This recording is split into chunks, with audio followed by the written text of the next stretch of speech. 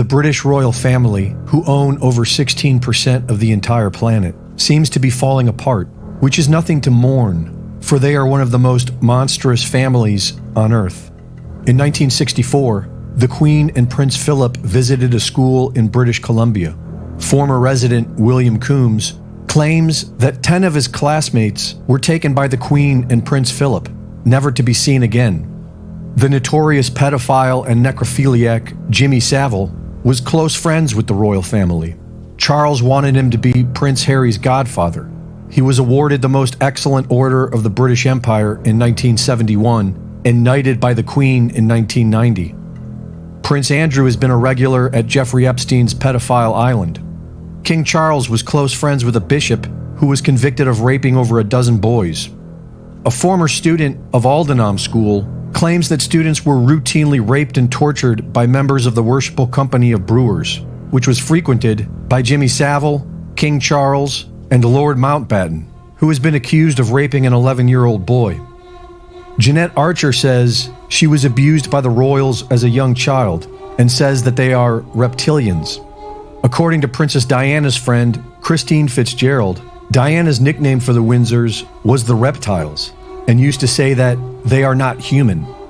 While this may sound strange, most royal bloodlines in history were said to be the offspring of reptilians, often described as dragon or serpent people.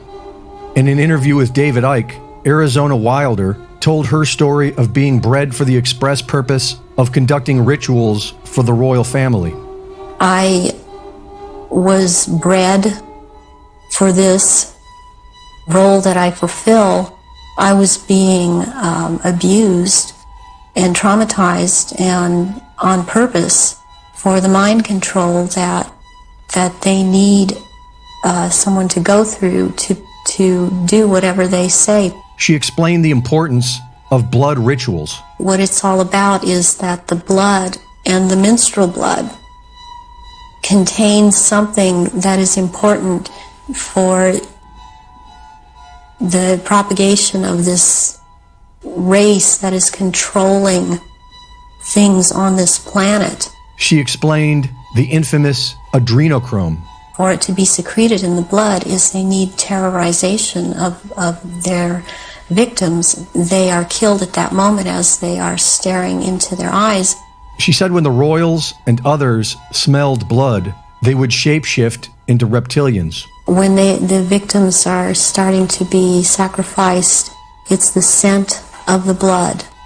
They start shape-shifting at that point in time. They can't hold their shape when this happens. The human shape. The human shape they cannot hold. They go back into reptilian shape as this is happening because it's a type of excitement of the kill.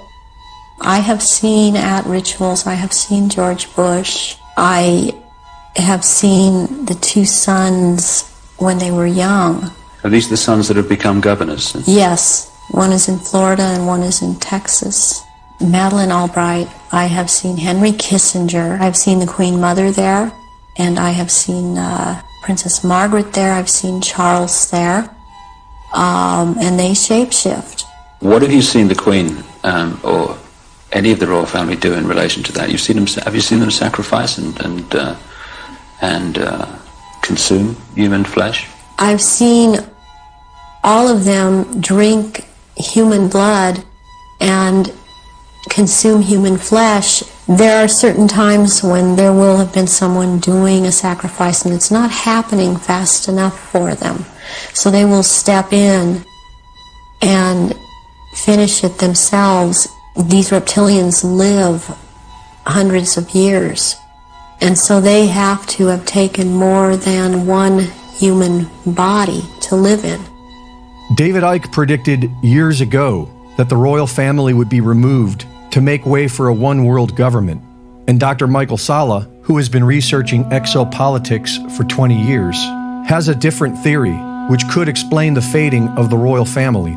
The ousting of the Saqqara reptilians in 2021 and how the deep state is panicking without their overlords. What about these reptilian extraterrestrials, and what do you know about this? What we have is a lot of evidence going back thousands of years that there are these reptilian species that have played a big role in controlling the earth.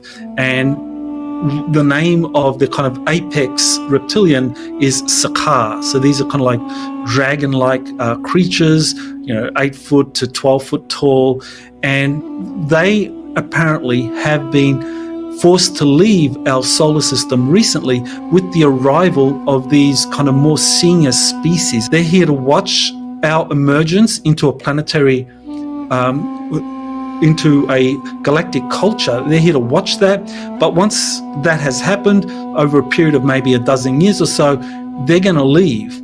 And then we're going to have to fend for ourselves. So it's almost like, where we're breaking out of the shell. But once we've broken out of the shell, like any little animal that's just broken out of a shell, the parent has protected you, but you're on your own now.